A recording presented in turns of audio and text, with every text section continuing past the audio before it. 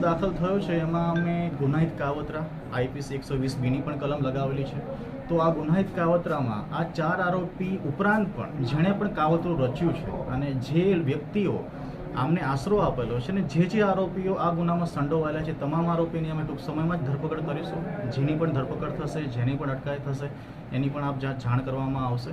અને જે પણ આરોપી હશે એને કોઈ પણ મને બક્ષવામાં નહીં આવે અને આ સીધા મારા માર્ગદર્શન હેઠળ પીએસઆઈ શ્રી તપાસ કરી રહ્યા હોય. અમે તમામ એંગલથી આની તપાસ અને તમામ આરોપીને અટક કરવા માટેની પ્રયત્ન કરી રહ્યા છીએ. દિયોદર વિસ્તારમાં અગાઉ પણ બાઉન્સર ગેંગે આ રીતના જ હુમલો કરવા માટે આવી હતી અને વારંવાર આવા ગુનાઓ બને છે, તો આરોપીઓને કેવી સજા મળવી?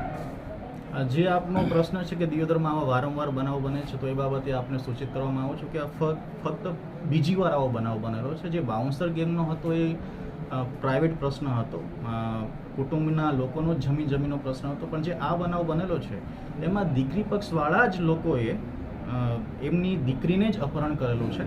એટલે એવો કોઈ બનાવ નથી કે બહારના લોકો કે બહારનો કોઈ વ્યક્તિ આવીને આ અપહરણ કરેલું હોય.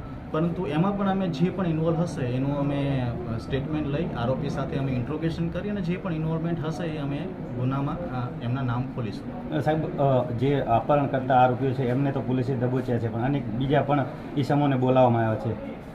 જે અન્ય ઈસમોને બોલાવવામાં આવ્યા છે એની અમે અત્યારે ઇન્ટ્રોગેશન કરી રહ્યા છીએ.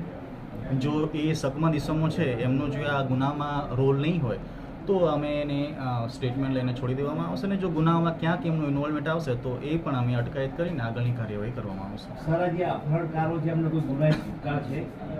જે અપહરણકારો છે એમાંથી અલગ અલગ પોલીસ